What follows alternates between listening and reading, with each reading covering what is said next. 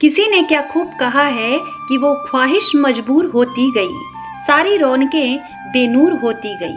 बस इतना नजदीक आया मेरे वो, मेरी नजरें मुझसे दूर होती गई। यह कहानी है कि कैसे अर्जुन की मदद से राजकुमार उत्तर को प्रसिद्धि मिली। वन में 12 वर्ष बिताने के बाद पांडवों से अब यह अपेक्षा की गई थी कि वे अपने वनवास का अंतिम वर्ष भेष बदल कर बिताएंगे, जैसा कि दुर्योधन ने मांग की थी। इसलिए उन्होंने जानबूझकर एक सुरक्षित स्थान की तलाश की जहां वे अपनी पहचान छिपा सकें। कुछ खोजबीन के बाद उन्हें राजा विराट और उनके राज्य विराट नगर के बारे में पता चला। राजा विराट एक दुर्जेय शासक थे। वे असाधारण रूप से अच्छे और कुशल थे। उन्होंने कई राजवंशों पर विजय प्राप्त की थी। इसके अलावा वे कौरवों के दुश्मन थे और इस कारण से वे सभी उनकी शरण में चले गए। हालांकि उन सभी को अपनी पहचान छिपानी पड़ी। युधिष्ठिर ने खुद को कंक भट्ट के रूप में पेश किया, जिसके पास विभिन्न विषयों का बहुत ज्ञान था। वह एक गंभीर विचारक और एक अद्भुत समस्या समाधान करता थे, इसलिए उसे राजा का सलाहकार नियुक्त किया गया। भीम दूसरा भाई भोजन का शौकीन था और भोजन और उसकी तैयारी के बारे में अच्छी जानकारी होने के कारण वह वल्लाल यानी महल में शाही रसोइया बन गया। अब बारी थी अर्जुन की। वह बृहन्नला बन गया, जो एक बहुत ही कुशल नर्तक था। अतीत में जब वह छोटा था तो उसने चित्रसेन से नृत्य की शिक्षा ली थी, इसलिए उसे राजकुमारी उत्तरा और उसकी सहेलियों को प्रशिक्षित करने के लिए नृत्य शिक्षा के रूप में नियुक्त किया गया था। रानी के महल के कक्ष में प्रवेश करने के लिए अर्जुन को लड़की की तरह कपड़े पहनने पड़े, क्योंकि किसी भी पुरुष को अंदर जाने की अनुमति नहीं थी। नकुल को अस्तबल में घोड़ों की देखभाल करने का अवसर मिला, क्योंकि वह जानवरों की देखभाल करने में बहुत अच्छा था। वह जल्दी ही घोड़ों का दोस्त बन गया। वह उन्हें प्रशिक्षित करता था, उन्हें खिलाता था, उन्हें अच्छी तरह नहलाता था और सब कुछ करता था। सबसे छोटे सहदेव ने गायों को चराने का अवसर लिया। अब द्रौपदी के सामने आने की बारी थी। उसने अपना परिचय सौरंध्री के रूप में दिया, जो रानी के कक्ष की पेशेवर देखभाल करता थी। सब कुछ ठीक चल रहा था, लेकिन एक दिन दुर्योधन को पता चला कि पांडव राजा विराट के संरक्षण में छिपे हुए हैं। बिना किसी देरी के दुर्योधन ने विराट नगर पर अपना क्रोध प्रकट कर दिया। राजा विराट असहाय थे, क्योंकि उनके सेनापति कीचक की मृत्यु अर्जुन के हाथों उसके कुकर्मों के कारण हो गई थी। कीचक विराट नगर का सेनापति और महारानी सुदेशना का भाई था। कीचक के बारे में कहा जाता है कि वह अहंकारी और दुष्ट था। वह बहुत जिद्दी भी था। एक बार कीचक अपनी बहन सुदेशना से मिलने उसके महल में आया तो उसकी नजर द्रौपदी पर पड़ गई। द्रौपदी को देखकर कीचक मोहित हो गया और द्रौपदी को पाने की कामना करने लगा। कीचक ने अपनी बहन सुदेशना को द्रौपदी को उसके पास भेजने को कहा। रानी की आज्ञा से द्रौपदी कीचक के पास जाती है। कीचक द्रौपदी पर गलत नजर डालता है। द्रौपदी इसका विरोध करती है और उसे गंभीर परिणाम भुगतने के लिए कहती है। इससे कीचक समझ जाता है कि ये कोई मामूली दासी नहीं है। कीचक को शक होता है। इसी दौरान शकुनी के साथ दुर्योधन आता है और राजा विराट से मिलता है और कहता है कि उसे ज्ञात हुआ कि पांडव विराट राज्य में शरण लिए हुए हैं। राजा इस बात से इनकार करते हैं, लेकिन इन बातों को कीचक सुन लेता है और वह समझ जाता है कि दासी ही द्रौपदी है। कीचक इस बात की जानकारी दुर्योधन को दे देता है।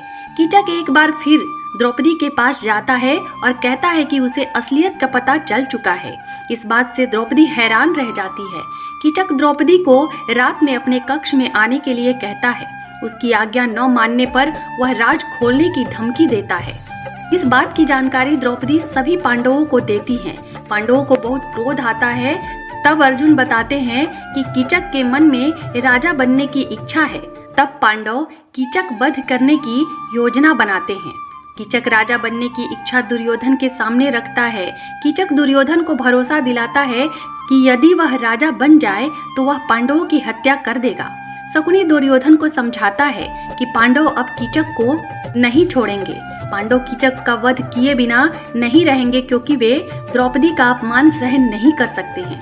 शकुनी दुर्योधन से कहता है कि रात में सभी पांडवों को पकड़ा जा सकता है। रात में पांडव जैसे ही कीचक को मारने आएंगे तो शोर होगा और तभी दुर्योधन अपने सैनिकों के साथ पांडव को पकड़ ले। लेकिन इस बात का पता पांडवों को चल जाता है। तब पांडव एक योजना बनाते हैं।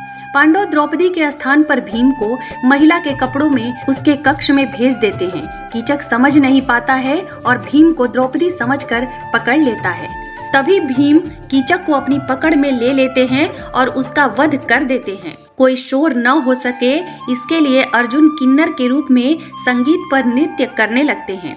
इस प्रकार दुर्योधन और शकुनी को पता ही नहीं चलता है और कीचक वध भी हो जाता है। सभी पांडव युद्ध में मदद के लिए आगे आए, जबकि अर्जुन को महल में रहना पड़ा क्योंकि सभी ने माना कि वह एक लड़की है और लड़कियों को युद्ध में जाने की अनुमति नहीं है। हर कोई युद्ध में चला गया, लेकिन कायर राजकुमार उत्तर अपने कमरे में अकेला बैठा था। जब अर्जुन ने उससे पूछा कि वह युद्ध में क्यों नहीं गया, तो उसने चेहरे पर शर्म के साथ उत्तर दिया, मैं अपने पिता की तरह एक कुशल योद्धा नहीं हूँ और मैं अभी भी कौरवों के खिलाफ ऐसे महान युद्धों को संभालने के लिए युवा और अनुभवहीन हूँ। मैं क्या करूँ?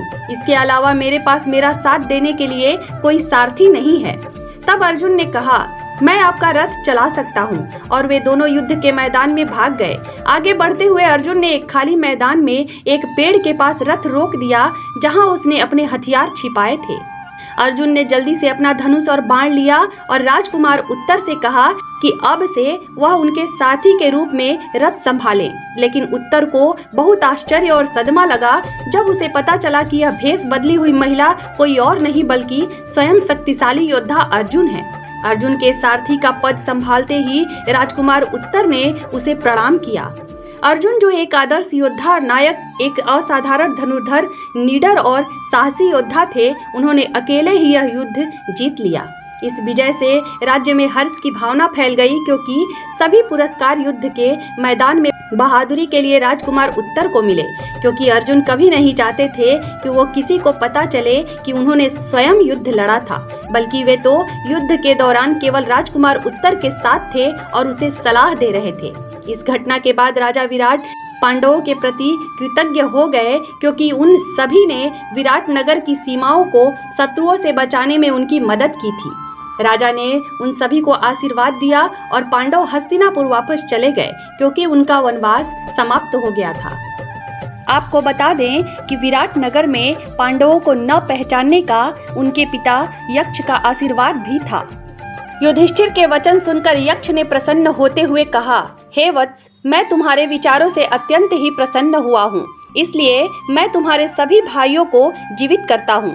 वास्तव में मैं तुम्हारा पिता धर्म हूँ और तुम्हारी परीक्षा लेने के लिए यहाँ आया हूँ।